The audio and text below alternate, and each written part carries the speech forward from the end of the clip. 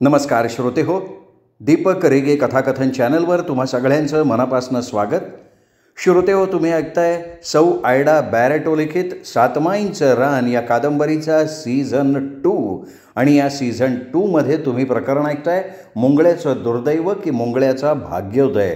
आज या प्रकरणाचा शेवटचा भाग. त्या तिघांनी बघितलं की तो अतिप्राचीन काळचा कोणा हिंदू राजाचा खजिना असावा. तो खजिना लपवण्यासाठीच तांब्याचा भला मोठा हंडा तयार करून ह्या जमिनीत पुरून त्यात ते सगळे अत्यंत मौल्यवान असे दागिने ठेवलेले होते. आता ते वाकळीवर पडून चमचमणारे सगळे दागिने हिंदू पद्धतीचे होते. लाल, पिवळी, निळी रत्न सगळ्या दागिन्यांवर जडवलेली होती. तसंच त्या अनेक प्रकारच्या सोनसाखळ्या रत्नाच्या मोठ्या तबकानं सुशोभित केलेल्या होत्या. तसंच मोठ्या पानांच्या रत्नांचे अनेक कंठे होते.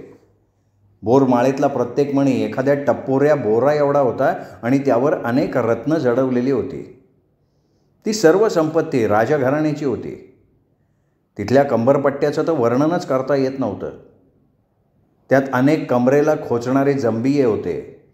त्यांच्या मुठीवर अनेक लाल रत्न माणकं लावलेली होती. पायातल्या सोन्याच्या नुपुरांवर नीलरत्न लावलेली होती. तिथे अनेक तऱ्हेच्या रत्नांनी सजावट केलेली कर्णफुलं, अंगठ्या, बाजूबंद, अनेक किरीटं, मुक्ताजाल, कंठभूषणं, बाहुभूषणं, स्कंधभूषणं, वलय कंकणं, अंगद, मेखला, पद्मभूषणं ही सर्व अत्यंत जुन्या पद्धतीची आभूषणं होती. तसंच मूल्यवान रत्न, मोती, हिरे, माणकं, लाल मखमली फासाच्या पिशव्यात भरून ठेवलेली होती. धर्म्यानं त्या दागिन्यांच्या ढिगाऱ्यातनं एक निळी मखमली मोठी फासाची पिशवी उघडली. त्या पिशवीत वर्तुळाकार फार मोठी वजनदार सोन्याची नाणी खच्चून भरली होती. ती पिशवी बाहेर काढताना धर्म्यास घामाघूम झाला होता. इतकी ती पिशवी जड होती. मुंगळ्यानं त्या पिशवीतली एक मोहर घेऊन बघितली तर त्या मोहरेवर एका बाप्याचं चित्र कोरलेलं होतं. ते चित्र बघताच मुंगळ्याला आठवलं होतं, एकदा त्या सातमाईंच्या वाड्यातली सरस्वती अभ्यास करत असताना ह्याच मोहरेवरच्या चित्रातल्या ह्याच बाप्याचं चित्र त्यांनी भाकरी खात असताना तिच्या पुस्तकात पाहिलं होतं. तेव्हा तो बाप्या एक झगा घालून पोरीसारखा नाकासमोर फूल धरून हुंगत बाजूला बघत उभा होता. त्यावेळी त्याला त्या पोरीसारखा झगा घातलेल्या बाप्याला बघून खूप गंमत वाटली होती. तसंच त्या आंगड्याचे हात लांब, अगदी हाताच्या मनगटा एवढे होते. त्यावेळी त्याने हसत हसत विचारलं होतं, यो बाप्या असा पोरीचा अंगाडा घालून छान फुलाचा वास घेत उभा आहे, यो कोण आहे? त्यावेळी सरस्वती आपल्या गालाला खळी पाडत म्हणाली होती, अहो मुंगळ्या दादा, हे शहाजहान राजे आहेत. आता तिने कसलं नाव घेतलं ते काय मुंगळ्याला आठवत नव्हतं, परंतु कदाचित त्याच आंगडं घेतलेल्या बाप्याचा हा खजिना असावा. तरी तसं बघता तो खजिना जरी शहाजहानचा असला तरी त्या खजिन्यात हिंदू पद्धतीचे दागिने कसे काय बुवा, हा प्रश्न त्या धनगराला पडला नव्हता. कारण त्या अनाडी धनगराला इतिहासातले शहाजहान किंवा बाबर, हुमायून या कोणाचीच ओळख नव्हती. आणि आता त्यांना त्या ओळखीची गरजसुद्धा नव्हती म्हणा. पण आता ते तिन्ही धनगर विलक्षण खुशीत होते. धर्म्याला आता त्या तोडलेल्या उमाशंकरची आठवणसुद्धा नव्हती. रक्ताचा गुण, दुसरं काय. बस्त्याला आनंद झाला होता, कारण त्याचा जावई राजासारखा तर त्याची रुया राणीसारखी श्रीमंत झालेली होती. आता त्यांना कसल्याच गोष्टीची ददात उरणार नव्हती. मुंगळ्या तर आनंदानं सर्व मांजरीवाडी घेण्याचं स्वप्न बघत होता. तर इकडे धर्म्या आता त्याला त्या लोखंडावर हातोडीचे घाव घालावे लागणार नाहीत म्हणून खुशीत होता. मुंगळ्या ते दागिने बघत म्हणाला, बा, या धनापायी म्या एक काय 10 बामण तोडला असता. बा, म्या रुयाच्या अंगावर यो समधा दागिना घालणार आहे. ते ऐकून बस्त्या म्हणाला, मुंगळ्या, तू येडा आहे का खोळा आहे? अरे पोरा, यातला एक पण दागिना रुयाच्या आणि तानीच्या अंगावर घालायचा नाही. अरे असे दागिने कोणी बघितले तर त्याला लगच उमगल आपल्याला धनाचा हांडा गावलाय, तेव्हा आपण नवा दागिना करायचा. मुंगळे, अरे हे धन तुझ्या 7 पिढ्यांनी दोन्ही हाताने उधळलं तरी कमी होणार नाही आहे. अरे यातले 2च दागिने एखाद्याची गरिबी कायमची दूर करू शकतात. आपण हे सगळं धन घेऊ, उरणला जाऊ. तिथं तू रामशाच्या नावानं मोठा वाडा बांध आणि सुखानं राहा. तेव्हा तो एक रत्नखचित कर्णफुलाची जोडी उचलून न्याहाळत गर्वानं म्हणाला, नाही बा, नाही, मी ही मांजरीवाडी सोडून कुठं जाणार नाही. माझ्या रुयाला हे गाव अतिशय आवडलं आहे. या गावात माझा रामशा झाला आहे, मी इथंच राहणार. मला कुत्र्यावानी हाड करणाऱ्या इथल्या खोतांना आणि बाकीच्यांना मी माझा धनगरी एंगा दावणार आहे. मी इथं रामशा धनगरवाडी वसवणार आहे. तसा धर्मया आश्चर्यानं म्हणाला, अरे मुंगळ्या, त्या धनगरांनी तुझं झोपडं पेटवून तुला आणि रुयाला हाकलून लावलं होतं, तरी तू त्यांना हिथं आणून धनगरवाडी करणार? मुंगळ्या शांतपणे म्हणाला, धर्म्या, ती सगळी माझी माणसं आहेत. त्यांनीच मला लहानपणापासून सांभाळलं आहे. पण माझ्या चोरीच्या सवयीमुळं होणाऱ्या नुकसानाला कंटाळून त्यांनी तसं केलं. त्यात त्यांचा काही दोष नाही. त्यांनी मला इतकी वर्ष सहन केलं, तो त्यांचा चांगुलपणा होता. आता त्यांच्या नुकसानीची मी सगळी भरपाई करणार आहे. त्यावेळी बस्त्या आश्चर्यानं म्हणाला, अरे मुंगळ्या, तरी या मांजरीवाडीच्या माणसांबद्दल रुया खूप चांगलं बोलत होती. विशेषतः त्या सातमाईच्या आजी आणि ती कोण अख्खी त्यांच्याबद्दल. तरी तुझा त्यांच्यावर एवढा कार राग आहे बाबा? कसं आहे ना बा, रुईला आपल्यासारखं सगळं जग चांगलं दिसतं. तरी ह्या माणसांनी मला नेहमी धनगरजात, चोरटी, लबाड म्हणून माझे कुत्र्यावाने हाडाहाड केली. यांना रामोशी, कातकरी, भिल्ल सगळे चालतात, पण धनगर नाही चालत. आता मी या सगळ्या चिरगुटांना त्यांची पायरी धावणार आहे. बा, तो सातमाईचा वाडा, त्या खोताचे शेतमळे, ती बाबळीची रानं घेऊन त्यांना माझ्याकडं फावडी गमेली याची भीक मागायला लावील मी. त्या लांगड्या किन्नाला माझी उष्टी दारू प्यायला लावीन मी. आणि मांजरीवाडीचं नाव रामशा धनगरवाडी ठेवणार आहे मी. त्यावेळी आपण आपल्या ह्या जावयाला कसं हाडतोड करून वागवलं याची आठवण येऊन बस्त्याला कसं तरी झालं होतं. तो त्या समोर पडलेल्या आलोट धनाकडे बघत गप्प मुंगळ्याचं बोलणं ऐकत बसला होता. त्यावेळी बस्त्या विचार करत होता, काल तर आपण झोपडीच्या दांडक्यासाठी प्रत्येक शेतकऱ्याजवळ जाऊन भीक मागत फिरलो होतो आणि आज या अफाट ऐश्वर्याच्या समोर बसलो. धर्म्याला आपल्या लहानपणीची आठवण आली. एकदा तो आपल्या आई आणि बाबरोबर भैरोबाच्या जत्रेला गेला होता. तेव्हा त्याला चांगली तोळ्याभर जाड अशी सोनसाखळी मिळाली होती. त्या सोनसाखळीला बघून त्याची आई आणि बा इतके हरकून गेले होते की 2 दिवस त्या कोणाला धड झोप लागली नव्हती. नंतर ती साखळी मोडून त्याच्या आईनं बांगड्या केल्या. मनुष्य स्वभावाप्रमाणे ते घडलं होतं. आता ते सगळं ऐश्वर बघून त्या तिघांची उत्सुकता संपून त्यांची मनं एका अहंकारानं आणि गर्वानं भरून गेली होती. जणू एखाद्या भुकेलेल्या भिकाऱ्याला ताडभर सुग्रास अन्न जेवायला द्यावं. त्या भिकाऱ्याचं पोट तुडुंब भरल्यावर त्याला उरलेल्या अन्नाबद्दल काही विशेष उत्सुकता राहू नये, तसं आता या तिघांचं झालं होतं. बस्त्या म्हणाला, मुंगळ्या, आपण आता आपलं प्रत्येक पाऊल सावधगिरीने टाकाय पाहिजे. तू कुठल्या गोष्टीची घाई करायची नाही. अरे आपण या परक्या मांजरीवाडीत तिघंच आहे. आपल्या या गुप्तधनाची बातमी इथं कोणाला लागली, नक्की आपले मुडदे पाडणार. ते रामोशी कुत्र्यावाने आपल्या अंगाचे लचके तोडतील, आपल्याला खाऊन टाकतील, म्हणून कुणाला कसला संशय आता कामा नाही. मी सगळ्यात अगोदर आमच्या उर्रांच्या काळूला इथं आणणार. त्याला बोलता येत नाही, पण तो सापापेक्षा विषारी आहे, चलाख आहे. 2 हातात 2 फरश्या घेऊन एका वेळी तो त्या चालवू शकतो. तसंच किती बी लांब दूर भाला फेकतो, कोणाचंही आतडं काढू शकतो. त्याला आपण वाड्याबाहेरच्या राखणीसाठी आणायचं. आपल्या वाड्यात काय आहे याची जरा पण भनक त्याला लागू द्यायची नाही, नाहीतर तो त्या क्षणी आपले गळे कापायला कमी नाही करणार. पण त्याला भरपूर खायला दिलं, दारू दिली का तो कुत्र्यासारखा वाड्याच्या राखणीला उभा राहील. नंतर तो इथं मुंगीला बी फिरकू देणार नाही. आता त्या काळूचं मी सगळं बघून घेतो. तो काळू राक्षस फक्त येताळाच्या नावाला घाबरतो, कारण म्हणे येताळ त्याच्या चाताडावर बसतो. हे सर्व काळू पुराण बोलता बोलता बस्त्यानं एक कंबरपट्टा आणि 4 बांगड्या बाजूला ठेवून ते दागिने पुन्हा त्या हंड्यात भरले. त्याच वाकळीनं त्या हंड्याचं तोंड झाकून खाली बसत म्हणाला, मुंगळ्या, आपण दोघांनी उद्या मुंबई जायचं टॅक्सीने. तिथल्या सराफाला दागिने ऐकायचे. त्यावेळी धर्म्या हिथं राहील. तसा मुंगळ्या आश्चर्यानं म्हणाला, अहो बा एवढ्या लांब कशाला जायचं, आपण इथं मिरजेला नाही तर आणखीन कुठं जवळपास दागिने विकू की. तसा बस्त्या पान खात म्हणाला, दरम्या त्या दारूच्या बाटल्यान पेलेत ना इकडं घेऊन ये. धर्म्यानं त्या बाटल्या आणि पेले आणल्यानंतर दारू पिता पिता बस्त्या म्हणाला, अरे मुंगळ्या, मुंबईला आपण हे दागिने नेले ना की त्या दागिन्यांबद्दल विचारायला तिथं कोणाला नसतो वेळ. तिथं कोण कोणाची चौकशी करत नाही.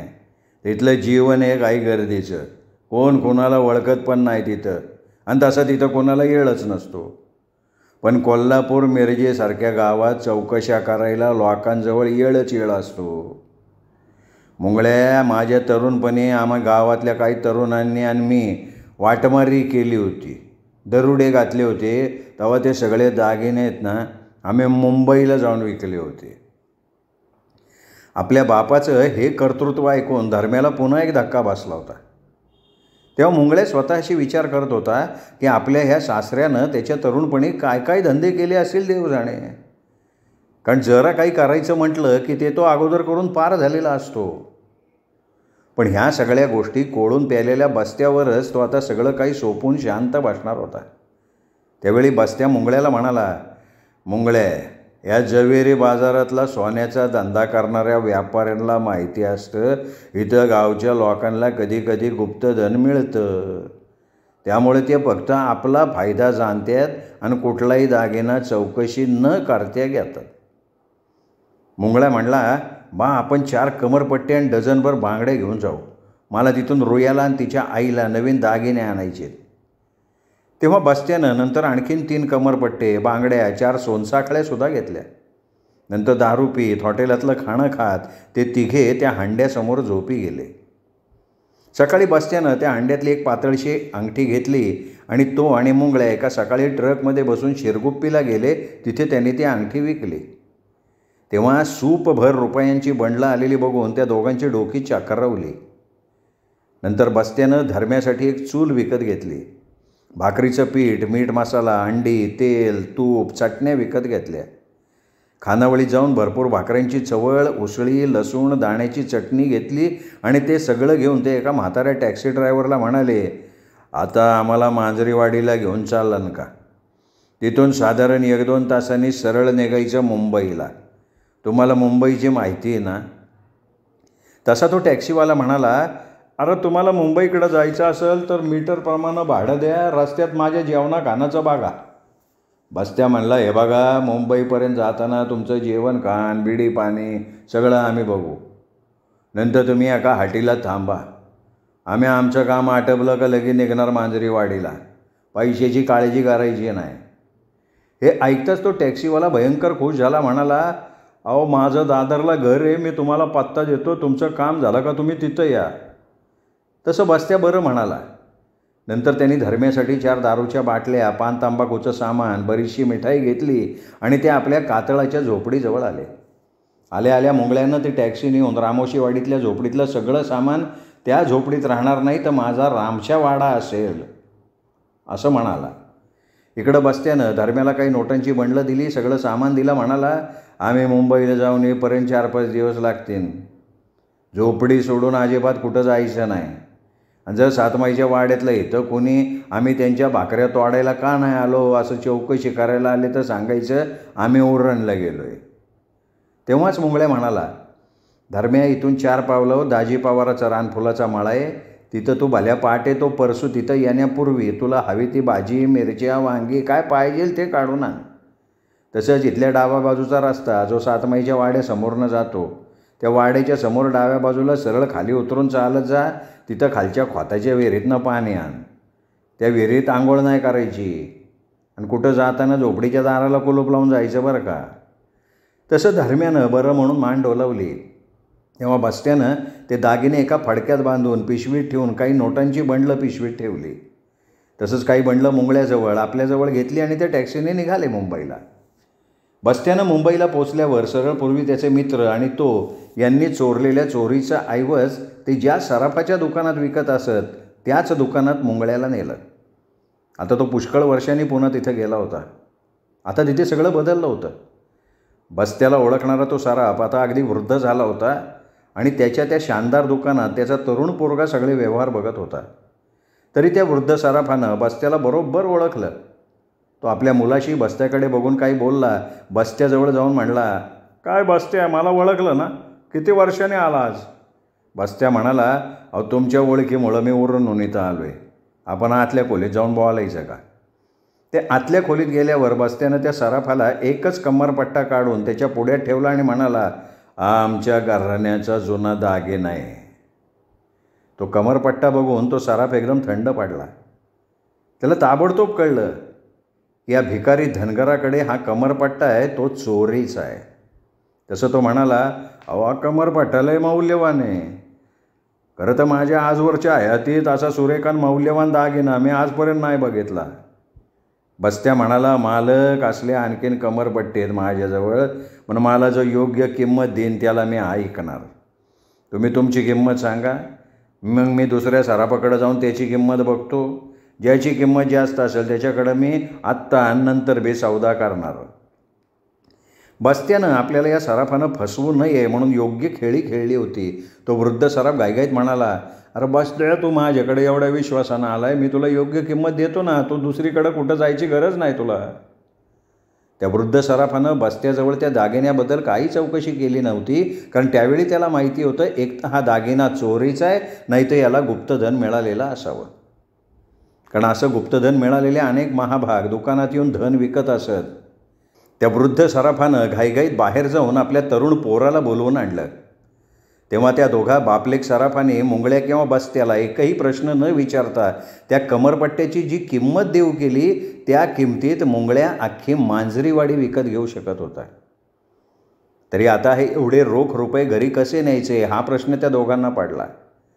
त्यात त्या दोघांचं कुठल्या बँकेत खातं नव्हतं, त्यामुळे त्यांना चेक न घेता रोख रुपये घ्यायला लागणार होते. त्याची अडचण ओळखून तो वृद्ध सराफ त्यांना म्हणाला, बस्त्या, तू उद्या दुपारी इथं ये, आम्ही आमच्या बँकेतनं रुपये काढून तुला सुटकेसमध्ये घालून देतो, तू उरणला गेल्यावर तुझ्या बँकेत भर. दुसऱ्या दिवशी नोटांनी भरलेल्या 4 बॅगा घेऊन ते निघाले. तेव्हा तो वृद्ध सराफ म्हणाला, बस्त्या, तुला जर पुन्हा दागिने विकायचे असतील तर हे दुकान तुझंच आहे बरं का. तेव्हा बस्त्यानं फक्त कमरपट्टा विकून बाकीचे दागिने घेऊन लगेच त्याच टॅक्सीतनं मांजरीवाडीला निघाले. तेव्हा त्या सगळ्या प्रवासात बस्त्या मुंगळ्या अगदी हवेत तरंगत होते. बस्त्या मुंगळ्यानं मुंबईतून काहीही खरेदी करण्यात वेळ न घालवता ते मांजरीवाडीत परत आले. मांजरीवाडीत आल्या आल्या बस्त्यानं त्या 4ही सुटकेसेस त्या हंड्याच्या खोलीत ठेवल्या. तो मुंगळ्याला म्हणाला, मुंगळ्या, मी या पैशाच्या बॅगमुळं कुठं न जाता परत आलो. आता त्या टॅक्सीतनं तू आणि धर्म्या शिरगुप्पीला जावा, जेवण खाण काय लागल ते घेऊन दुसऱ्या टॅक्सीने इथे या. त्याप्रमाणे धर्म्या मुंगळ्या पुन्हा त्या टॅक्सीनं शिरगुप्पीला गेले. त्या संध्याकाळी धर्म्या, मुंगळ्या आणि बस्त्या भरपूर खाणं घेऊन दारू पित असताना बस्त्यानं इथं कोणी त्याची चौकशी करत आलं होतं का असं धर्म्याला विचारलं. धर्म्यानं नाही म्हणून मान हलवली. बस्त्या दारू पिता पिता म्हणाला, मुंगळ्या, अगोदर ते पिशवीतले दागिने पुन्हा हांड्यात ठेवू. मुंगळ्यानं तसं केल्यावर धर्म्या बस्त्याला म्हणाला, बा, एवढे रुपये सांभाळणार कसे आपण? बस्त्या दारूचा घोट घेत म्हणाला, धर्म्या, तू जरा गबस रे. आणि मुंगळ्या, मला पैशाचा व्यवहार नीट कळतो. मी 5वीपर्यंत शिकलेलो आहे. मला माझी सही करून लिहिता वाचता येते. ही सगळी माझ्या बाची कृपा आहे. हे ऐकून मुंगळ्याला वाटलं, च्या मारे हा बस्त्या सगळंच करून पार झालाय की. मुंगळ्या ह्या विचारत असताना बस्त्या म्हणला, मुंगळ्या, आपण इथल्या मास्तरला घेऊन त्याच्या ओळखीनं शिरगुप्पीत तुझ्या, माझ्या आणि धर्म्याच्या नावानं बँकेत खाती काढू. नंतर मिरज, कोल्हापूर, सांगलीत माझ्या ओळखीचे माणसं आहेत, त्यामुळं तिथंही आपण बँकेत पैसे भरून ठेवू. हे असे निरनिराळ्या बँकेत आपण पैसे भरून ठेवायचे, म्हणजे आपल्याला ते सुरक्षितपणे पैसे काढता येतील. तसं मुंगळ्यानं डोकं हलवलं तरी तो म्हणाला, तरी बा, त्या हंड्यातल्या एवढ्या दागिन्यांचं करायचं काय? तो दागिन्याचा हंडा तिथंच असू दे रे, त्याच्यावरच आपण रामशा वाडा बांधायचा, तुझा रामशा वाडा. नंतर बस्त्यानं सगळं काही भराभर केलं. तेव्हा त्या सगळ्यांची बँकेत खाती काढायला रहीम मास्तरांनी त्यांना सगळ्या प्रकारची मदत केली होती. त्यावेळी रहीम मास्तरांना मुंगळ्यानं सांगितलं होतं की बस्त्यानं आपली उरणची जमीन वाडा सगळं विकून आता ते इथे मांजरीवाडीत वाडा बांधून स्थायिक होणार आहेत. त्यावेळी मास्तरांसमोर बस्त्यानं अगदी थोडे रुपये बँकेत भरले, पण नंतर दुसऱ्या दिवशी बँकेत जाऊन भरपूर पैसे भरले. तसंच कोल्हापूर, सांगली, मिरजेला जाऊन तिथल्या बँकेत खाती काढून तिथेही रुपये भरले. थोडंसं शिकलेल्या बस्त्याला माहिती होतं पैसे ठेवण्यासाठी बँकेसारखं दुसरं सुरक्षित ठिकाण नाही. त्या सगळ्या बँक मॅनेजरला माहिती होतं हे धनगर, भिल्ल, कातकरी, रामोशी हे लोक जेव्हा अंगठा उमटवून बँकेत पैसे भरतात तेव्हा फक्त बँकेचा फायदा बघावा, त्यांना त्या पैशाबद्दल काही विचारणा करू नये. हे सगळी पैसे बँकेत भरायची भानगड आटोपल्यानंतर मुंगळ्या बस्त्याला म्हणाला, मला इथं एखाद्या राजवाड्यासारखा फरशा घातलेला, काचेची तावदानं लावलेला मोठा वाडा बांधायचा आहे. ते दाजीची महाबिरकी म्हातारी, या कातळाच्या पुढं त्याची जी जमीन आहे ना, तो रानफुलाचा माळा कोणत्याही किमतीला विकणार नाही, तर आपण जवळच्या 2 शेतकऱ्याच्या जमिनी त्यांना दुप्पट भाव देऊन विकत घेऊ आणि आपला रामशा वाडा बांधू. बस्त्याला मुंगळ्याचं बोलणं पटलं. बस्त्या म्हणाला, मुंगळ्या पोरा, हिरी एवढा अंडा आहे ना, बाहेर काढण्यात काय अर्थ नाही. आपण थोडे दागिने काढू, त्या हांड्याचं तोंड झाकणानं बंद करू, हांड्यावर यमाई देवीची, आंबाईची आणि वेतोबाची मूर्ती ठेवून देऊ. ही खोली देवघर करू आपण, म्हणजे रोज ताणी आणि रोग्या त्या देवीची पूजा करताना आणायची त्या धानाची बी पूजा होऊन जाईल. मुंगळ्यानं डोकं हलवलं तरी तो विचार करत होता, इथल्या गावकऱ्यांची संख्या मोजकीच आहे, हे फार बरं आहे. इथं खोताचं घराणं धरून 10-12 मोठी घराणी आपल्या माणसांना देऊन मोठमोठी जमिनी घेऊन बसलेत हे खोत, त्यामुळे इथे बाहेरच्या माणसांना स्थायिक व्हायला वाव नाही. त्यात इथल्या थंड वातावरणासारखी इथली माणसं थंड वृत्तीची आहेत. इथले काही आपापसातले भेद त्या सातमाईच्या वाड्यातल्या गावबैठकीत सोडवले जातात आणि ह्या सगळ्या गोष्टींचा आपण फायदा घेऊन आपले हात हळूहळू इथे पसरवायचे. त्यात कोणी काही त्याच्या आगळिकीबद्दल पोलिसात जाणार नाही ही खात्रीसुद्धा त्याला होती. या सगळ्या विचारात असलेल्या मुंगळ्याला अचानक आपली रुही आणि रामशा आठवला आणि तो बस्त्याला म्हणाला, आपण रुही आणि तानी आईला हिथं कधी आणायचं? बस्त्या हसत म्हणाला, पोरा, मला माहिती आहे तिथं उरणला त्या दोघे आपल्या चिंतेत असणार, तेव्हा आपण उद्याच मिरजेला जायचं. तानी रुहीसाठी थोडे दागिने कपडे खरेदी करायचे, धर्म्याला उरणला पाठवायचं, आपली खुशाली कळवून त्यांना सांगायचं आता हिथं वाडा बांधल्यावर त्यांना तू न्यायला येणार, म्हणजे आपल्या रुयाचा गृहप्रवेश आपल्या नव्या वाड्यात होईल. पण अगोदर आपण आपल्या या जमिनीच्या जवळ असलेल्या त्या बांधा पलीकडच्या जमिनी घेण्याबद्दल तिथल्या त्या 2 शेतकऱ्यांकडं बोलू, म्हणजे आपला रामशा वाडा अगदी आईज पैज बांधता येईल. त्या अगोदर धर्म्याला पाठवून शिरगुप्पीतून ती यमाई देवी, आंबाई, वेतोबाच्या मूर्त्या आणून आपण इथं देवघर करायचं, म्हणजे कोणाला कसला संशय येणार नाही. पण आता तानी आईसाठी, रुयासाठी कपडे दागदागिने घ्यायला मिरजेकडे जाऊन खरेदी करायची काय गरज आहे? इथं शिरगुप्पीला ती खरेदी करून धर्म्याला उरणला पाठवता येईल ना. अरे मुंगळ्या पोरा, बघ, आपल्या घरातला चुलीचा जाळ, बाहेर नाही जाता कामा. अरे आपण इथं असे दागिने कपड्याची खरेदी केली तर मांजरीवाडीचे लोक जे शिरगुप्पीलाच खरेदीला जातात त्यांना तर कळलं ना. ती सातमाईची म्हातारी बोंबलल ना का हा धनगर माझ्याकडं काल परवा भाकऱ्या मागून खात होता, आज यांनी एवढी खरेदी कशी काय केली? अरे ती बोंबलं सुटल गावभर. म्हणून वाडा होईपर्यंत आपण ही सावधगिरी बाळगायची. त्यावेळीही मुंगळ्याला आपल्या सासऱ्याच्या धूर्तपणाचं विलक्षण कौतुक वाटलं होतं.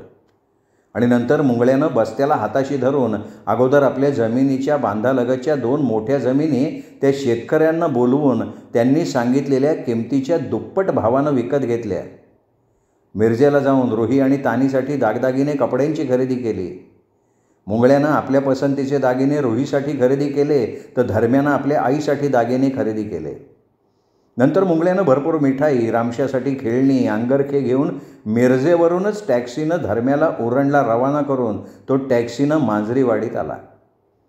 नंतर हे सगळं आटपून बस्त्या आणि मुंगळ्यानं रामशा वाडा बांधायचं काम हाती घेतलं. या सगळ्या घडामोडी घडत असताना माझ्या आजीला मात्र ते कोणी धनगर तिच्या वाड्यात भाकरीसाठी आले नाहीत हे बघून फार आश्चर्य वाटत होतं. नंतर तिला वाटलं कदाचित आपली झोपडी बांधून झाल्यामुळे ते त्रिकूट रुहीला आणायला उरणला गेले असावेत.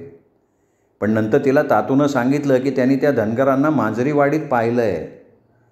तेव्हा ते इथे असून तिच्या दाराशी भाकरीसाठी ते कोणी धनगर आले नाहीत याचं तिला आश्चर्य वाटलं होतं. तरी एका वाटेनं त्यांच्या न येण्यानं सुद्धा आजीला फार बरं वाटलं होतं. निदान आता तरी तिच्या आणि आनंदीच्या मागची त्या धनगरांची भाकरीची कटकट मिटली होती. त्यात तो शिवा येता जाता त्या धनगरांना भाकरी देण्याबद्दल तिचा आणि आनंदीचा जीव खातच राहिला होता. शिवाचंही बरोबर होतं. एखाद्याला एक वेळ भाकरी देणं परवडतं, पण रोज रोज एखाद्याला भाकऱ्या देणं पोसणं कठीण असतं. त्यात मुंगळ्याबरोबर आता ते 2 धनगर आले होते. नंतर आजी आपल्या दिनक्रमात त्या धनगरांना विसरून गेली होती. आता ही मुंगळ्याची कातळाची जमीन गावाच्या बाहेर होती. दाजी काकांचा रानफुलांचा मळा तिथून 4 पावलांवर असला तरी त्या रानफुलांच्या मळ्यात फक्त परसूचा वावर असे. एकदा का परसू त्या मळ्यातनं बाहेर गेला की नंतर तिथे कोणाचाच वावर नसे. मुंगळ्याच्या झोपडीत कितीतरी वेळा टॅक्सी येऊन थांबली गेली. तिथे काय घडामोडी घडल्या हे इथे मांजरीवाडीत कोणालाच कळलं नव्हतं, कारण त्या बाजूला कोणाचा जास्त वावर नव्हता. आणि आमच्या आजीला रहीम मास्तरांकडनं मुंगळ्याचं ते शिरगुप्पीला बँकेत खातं उघडणं कळलं तशी ती थक्क झाली. तिला वाटलं नक्कीच मुंगळ्याकडे काहीतरी घडलं आहे. काल तिच्या वाड्याच्या दाराशी येऊन कांदा भाकर मागून खाणारा हा धनगर सरळ मास्तरांना घेऊन शिरगुप्पीच्या बँकेत जाऊन खाती उघडतो, ही आश्चर्याची गोष्ट होती. जेव्हा दुपारी आजी आपल्या मुलाकडे ती गोष्ट बोलली तेव्हा नागो काका म्हणाले, "आये, त्याला सातबाईंनी सांगितल्याप्रमाणे गुप्त धन मिळालेलं असावं." तशी आत्या म्हणाली, "अरे नागो, त्या दगडफोडीनं त्या कातळाचा भुस्सा केला होता. जर त्या जमिनीत धनाचा हंडा असता तर त्याचीसुद्धा माती होऊन गेली असती ना." त्याचवेळी आजी म्हणाली, "आनंदे, तू जरा रामदासाच्या आणि आत्मा तुकाच्या जेवणाचं बघ. आज सकाळपासून इरलीनं रडून गोंधळ घातलाय." आणि नंतर ती नागो काकांना म्हणाली, "अरे नागो, आता आपल्या सातमाईंचं सांगणं खरं होतं हे आपल्याला माहिती आहे, पण एखादं गुप्तधन असं हगायला गेलं आणि धनाचा हंडा घेऊन परत आलं, असं कधी मिळतं का?" आणि तेव्हाच रामदास काका जेवायला आपल्या माझघरात गेले आणि इरली काकूंनी काही ओरडून बोलून रडायला सुरुवात केली होती. आणि इरलीच्या त्या वैतागात आमची आजी त्या मुंगळ्याला पार विसरून गेली होती. श्रोते हो, तुम्ही ऐकताय सौ आयडा बॅरेटो लिखित सातमाईंचं रान सीझन 2 आणि ह्या भागातलं प्रकरण तुम्ही ऐकत होता, मुंगळ्याचं दुर्दैव की मुंगळ्याचा भाग्योदय. श्रोते हो, हे प्रकरण इथेच संपलं आहे. पुढचं प्रकरण ऐकूयात उद्या, आणि ते प्रकरण आहे मुंगळ्याचा रामशा वाडा.